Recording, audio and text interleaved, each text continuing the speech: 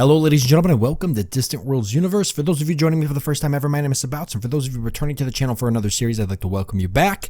And Distant Worlds Universe is a game that I have covered on my channel before. I've actually covered it twice before, and both times I had a lot of fun. It's definitely one of my most popular games that I've covered on the channel, and it was probably the second or third game I covered when I first started up my channel many years ago. But we're back with it, and it's going to be a little bit different this time. If I click on change theme, you'll see that I've downloaded the Star Wars mod. This is a mod that you can get in the Matrix Games website underneath their forums and underneath modding. And it just basically puts a whole Star Wars twist on the game. Now you might realize that there's no music currently playing in the background. That is because there's Star Wars music playing in the background. And I don't want to take any risks with copywriting issues because we all know how Disney is with Star Wars music. So I'm not going to jump on that grenade. But without further ado, let's go ahead and jump into the game. I've already set up all of the parameters, and hopefully if they're still there, which they are, then we'll be good to go. So we'll go through the settings right now so you guys can see what kind of gameplay I'm going to be setting up. It's going to be a lot different than the last games that I set up if you watched my other two series. We're starting off with elliptical. Just like this galaxy size, it's got a pretty even spread, but kind of favors outside races and everything. I just think it's a really cool setup. Generally, we always play with 1,400 stars in a 15 by 15 sector. That's how I've always played the game. But I decided I wanted to do something a little bit differently, and so we're going to be going with a small area and a 6 by 6 sector. Now, why this is unique is because it's going to make things like resources a lot harder to obtain. It's going to make war a lot more of a threat because everybody's going to be on top of each other. And expansion is going to be a big thing too because people are going to be trying to expand very quickly. And when they run out of room, they're going to be trying to expand into each other. So I'm going to fill this game with as many nations as I possibly can. For the most part, we're going to pretty much overpopulate this galaxy. But I think for you guys, the viewers, and for me playing the game, it's going to be one of the most entertaining things to watch versus playing on the huge in the 15 by 15 sectors, because you can take all these nations and throw them in this very, very small area and watch them duke it out. It's going to be a lot of fun. I've put an expansion to pre-warp. It's just how I like to play the game. Aggression is going to be set to chaos. Everybody's going to be very, very, very aggressive. This is the Star Wars universe, and so I just want it to be kind of chaotic and hectic and out of control. We have set the difficulty to extreme, which is how I play all of my Distant Worlds Universe games. Research cost going to stay the same at normal. Space creatures I've put to many, which will just make it that much harder for everybody.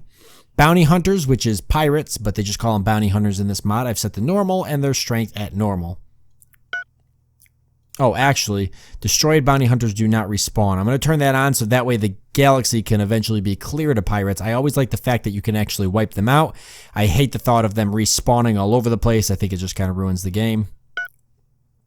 I like that you can clean them up and be done with it. Colony prevalence, I've set this a plentiful.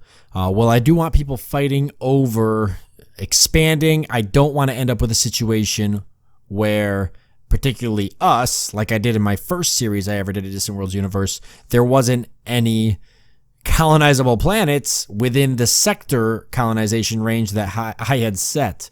So this should help out a lot. Plus, I kind of want all of the empires and all the races in the game and stuff to kind of grow a little bit and be able to flesh out so we can have some proper battles. Independent alien life I've kept on normal, which I think is fine. Colony influence range, I dropped it down to the recommended 79% for a 400-star galaxy with a 6 by 6 sector. The enforced colonization range limits I've turned on, but I've set a colonization range of 3 sectors on a 6 by 6 sector map. That's pretty fair enough. I've bumped it up from 2 sectors because, like I said previously, with the colony prevalence, I do not want to end up in a situation where us as the human players are playing and not able to expand. Now, we're going to be playing as the Galactic Empire. We're going to be the baddies. That's just because I think it's going to be fun to play as the Galactic Empire. So we've got race, family, humanoid, native planet type is going to be continental. We get a default reproduction rate of plus 28%. Our characteristics are very passive, extremely reckless, extremely unfriendly, quite intelligent, and very dependable. If you actually click on this, there's a whole list of different Star Wars characters you could play as, like different nations and stuff. So it's not just like the Galactic Empire and the Rebels. There's seriously pretty much everything in here. There's a lot. I also find that most of them, when it comes to intelligence, are very stupid, which I thought was interesting. Bonuses, we get a natural optimist happiness plus 30%, which is going to be great for taxes. So we should be able to get a strong economy going. We get some resource bonuses here, which you can pause if you want to read those. Race victory conditions are going to be 25% to control our home world, which is awesome right off the bat. 25% perform the least research in the galaxy, which I think is really weird, but that shouldn't be too hard to accomplish for us, considering that we're playing on extreme difficulty. So naturally, the other empires are going to have more research than us anyways. I don't know. This is the most odd research. This is the most odd victory condition, but we're going to try to play to win. So we'll just go ahead and let that run. 25% have the happiest population with a 30% happiness bonus. That should be easy to accomplish.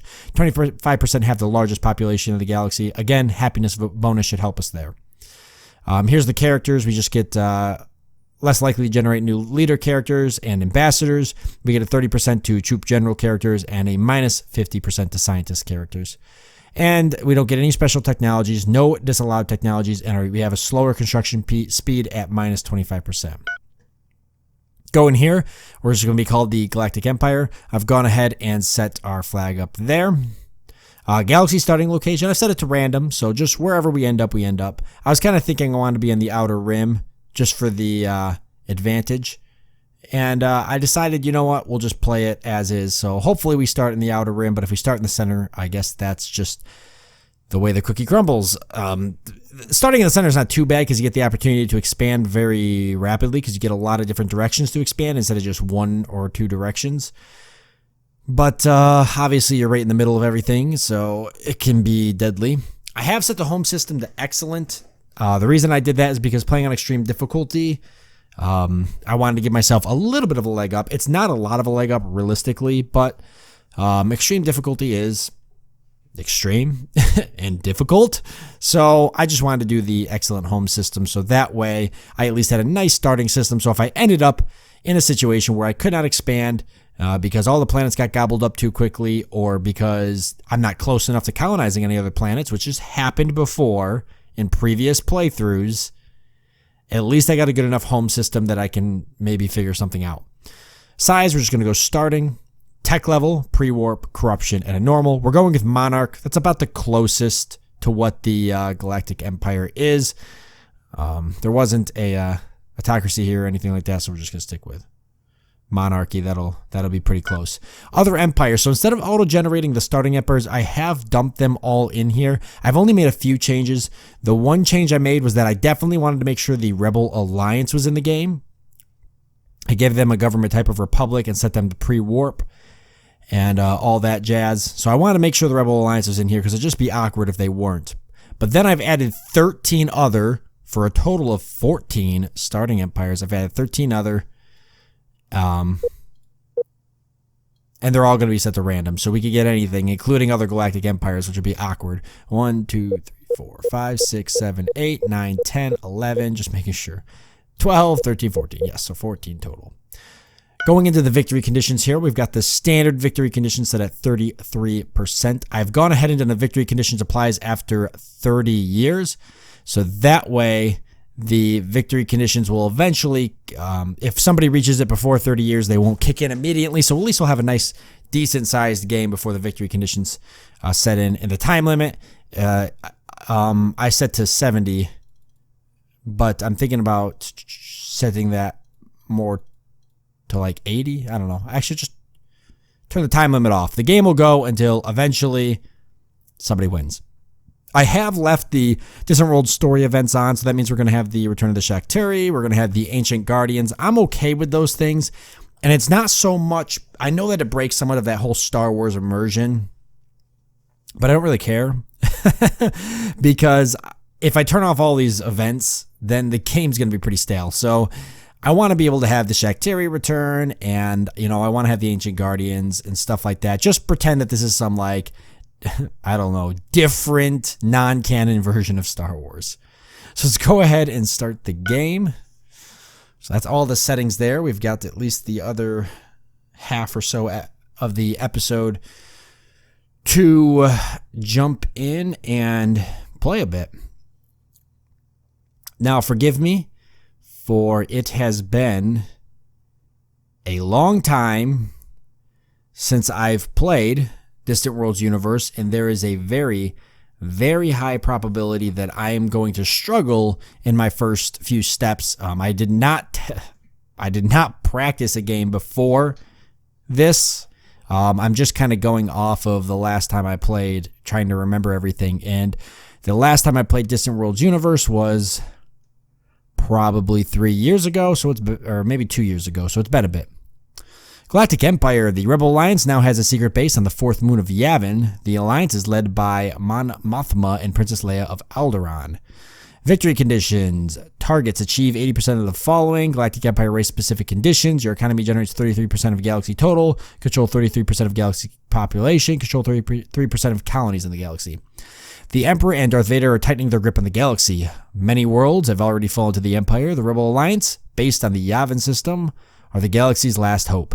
The Rebel Alliance must defeat the Empire. You must research critical technology and send Princess Leia, Luke Skywalker, Han Solo, and Chewbacca to other worlds to increase support for the rebellion. This is obviously not for us. Meanwhile, in other parts of the galaxy, the Empire is almost finished constructing the Death Star, which will have enough power to wipe out all resistance to the Empire. What you should do, research key starting technology, blah, blah, blah, blah, blah. Okay, start playing. Gonna pause. So what do we got here? I haven't actually loaded this mod up before. I was hoping we'd start off with some type of Death Star, but I see we haven't done that. We do have a destroyer over here, which is cool, which is common for the game. We've got some Great Tower of Vale here, so we'll have to check that out. That's kind of cool. You don't always get that. And the most important thing is going to be where we started in our very, very tiny, with 14 empires on it, galaxy. And this isn't bad. I'm okay with this. I would have probably liked to be more on the outside, but I think this is all right. We did start here with a supernova next to us. We've got some decent star systems nearby.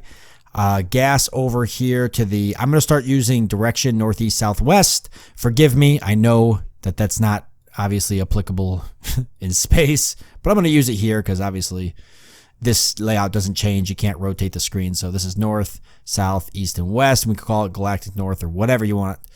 But yeah, we've got some gas here, Galactic North and Galactic Southeast, but not as close and not as cluttered up. So maybe some potentially early fuel sources. These are too far away to get the research bonus. I'm hoping the supernova might give us some type of research bonus. Aside from that, it would have been a lot better to start in like some type of big cluster like this. But it's an okay start. We're going to make it work for us, right? All right, how is our starting planet? We got a quality of 98%, which I would expect out of an excellent planet. Population of 5 billion, growing at 4%. We've got a really good amount of resources on here. I like it. I like it a lot. We've got gold, lead, we've got chromium, we've got polymer, carbon fiber, and necrostone. So that's really good. Really high value. Population is not happy, but we can get it there. Yeah, this isn't looking bad, and plenty of troops, and we've got Darth Vader and a bunch of other people as well. Well, I won't say plenty of troops. We got one troop, and Darth Vader is an ambassador. We got a couple ambassadors. Leader, intelligence agent. Okay.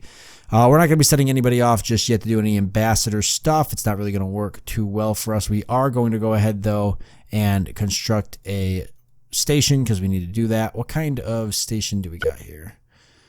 Let's see.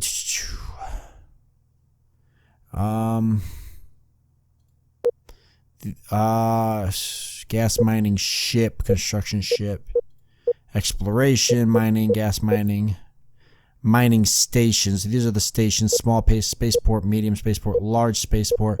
We'll go ahead and build ourselves a medium spaceport. What is our money. Our money's okay.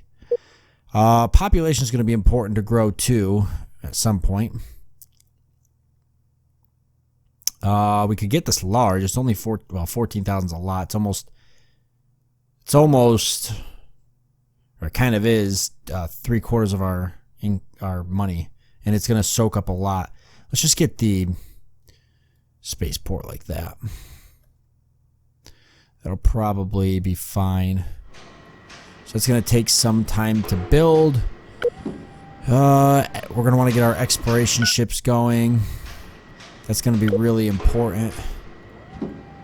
And how do we look for research right now? What are we going to want to go for? Energy torpedo weapons, missile, projectile, ground combat. Moving up.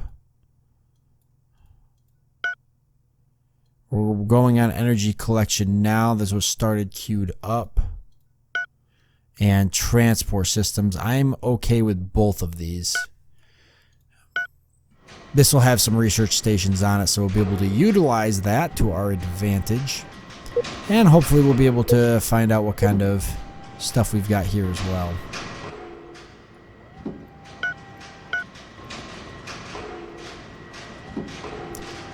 And we're going to want to build a construction ship too, but probably probably not just yet.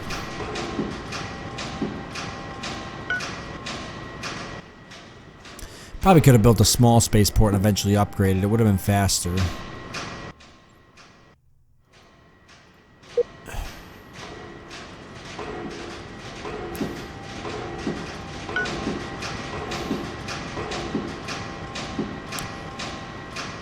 All right.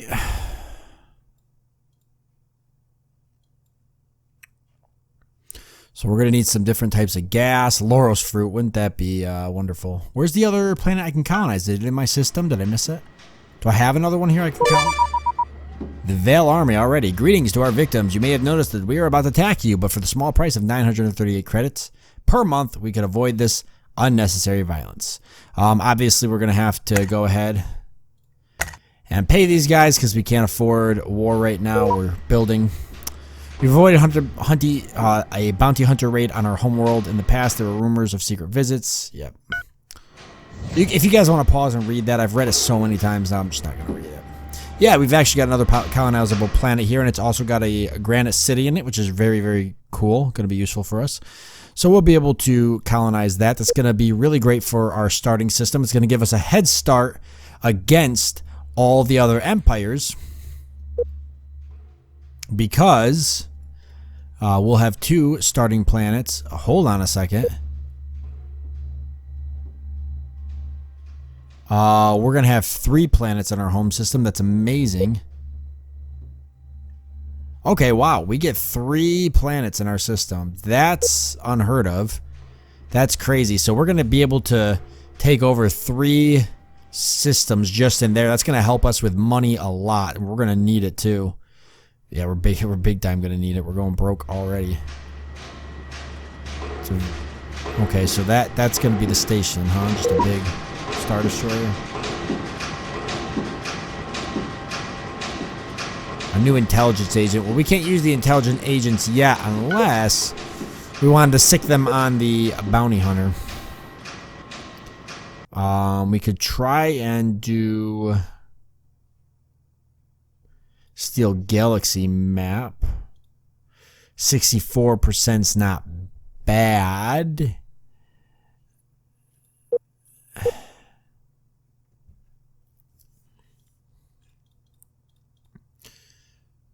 Steel Operations map is better. Why don't we put him on Stealing the Operations map? Let's see if he can get it.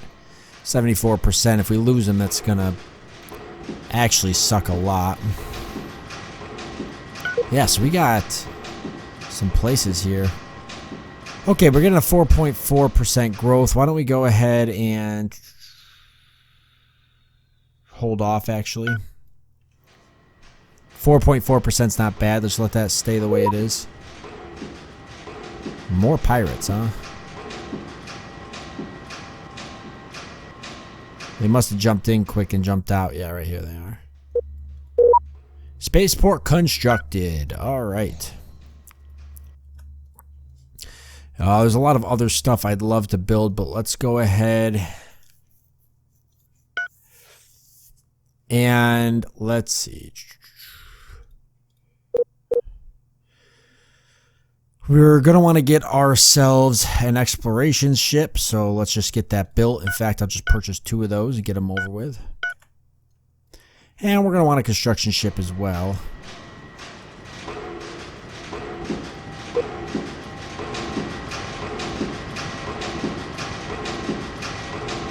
So let's get the construction ship building. Probably didn't need the medium spaceport, but I took it anyways. The small spaceport's perfectly fine. It's just whether or not you want to jump the gap. As you can see, it can cripple you a little bit on money. Well, we're not going to think about it. We're just going to let it be a thing. There should be no reason that we can't. It's a frigate there, probably fueling.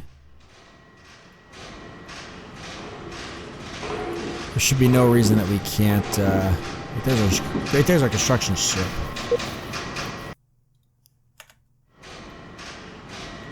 We can't turn this around real quickly once we start exploring stuff.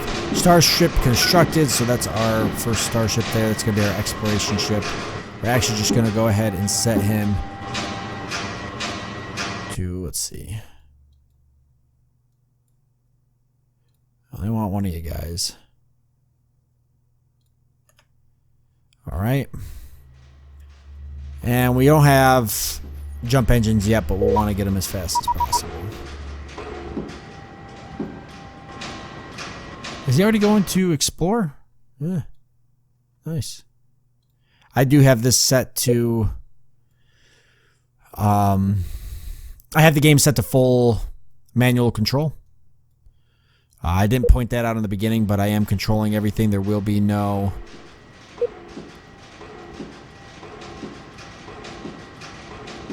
There will be nobody controlling it. You can have automation set, though, on different ships. Obviously, as you can see, the construction ship set to automation. I'm actually going to turn him off because that can quickly bankrupt your colony. Not bad, though. We got some steel here, some lead, and some gold. Over here, we've got a good amount of steel. And then this is great. So this is nice because we've actually got helium, argon, hydrogen, and castellan all on the same exact planet. That's very, very, very important. We can see here that we've got a bunch of mining ships, freighters, and everything being built. This is going to be our private sector. If you're not familiar with Distant Worlds Universe, there is a private sector in the game that basically operates a whole economy that operates outside of your realm, essentially. And it's really, really useful to have because it handles things that you don't really want to handle, like moving around resources and stuff like that. Let me see. I'll actually open up the, not the fleet scene, the designer screen here. And you can see that there's a bunch of ships being built. Now, the private economy is actually going to buy these freighters and mining ships. And that's going to boost, that's where our bonus income comes from, is actually going to be those, that private sector, which is this one right here, buying stuff. So you can see that they've actually got their own cash on hand. They've got a colony revenue, colony taxes, ship and base maintenance, fuel costs, cash flow, 59K. Our cash flow is in the negatives, but we've got a bonus spaceport income, which is the private sector building ships. Always very good. So our construction ship, he was going to build that gas mining station. And we're going to let him do that.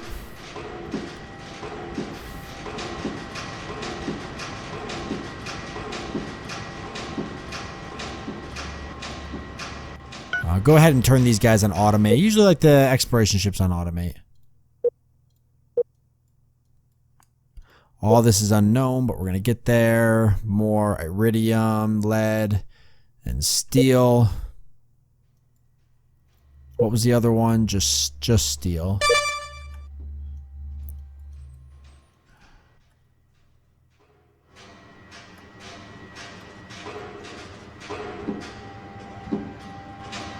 What? This guy's attacking it? We'll have to get an early military going here soon. Oh, we've got the money to do it, so why don't we go ahead and queue up some escorts so we can handle this right now. Wow, a lot of freighters being built, though. We're still waiting for more of them to pump through. Yeah, we'll go ahead and we'll get some escorts. Well, boy, I don't know, though. Yeah, we should get some. Let me look at the escorts already. Well, they're not going to have anything too useful. They're okay for speed, excess energy output, reactor output, maximum weapons energy use per second 31. That's with a pulse blaster. We don't have silicone or steel to build them, but we're getting there. Consider adding hyperdrive. We don't have shield or armor components. We should have armor components. Do we not?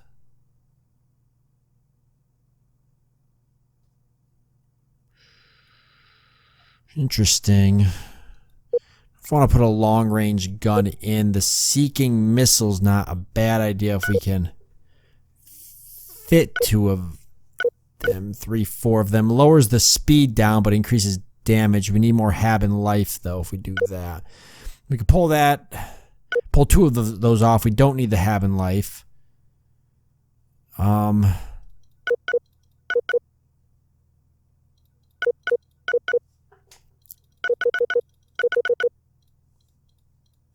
Probably change these guys to something that's not... Oh, I guess that's all you can get. There's a lot of... Ooh. What the heck? Okay. Not a lot of options. It's unfortunate.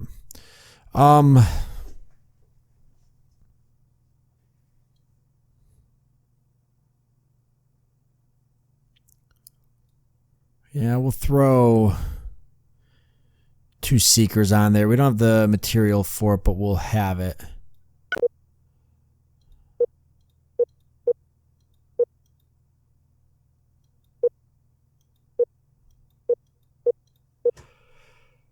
All right.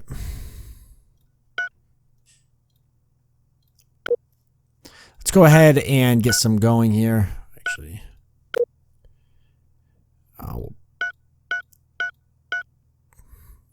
we'll build 4 of them. That'll be enough to defend our stations.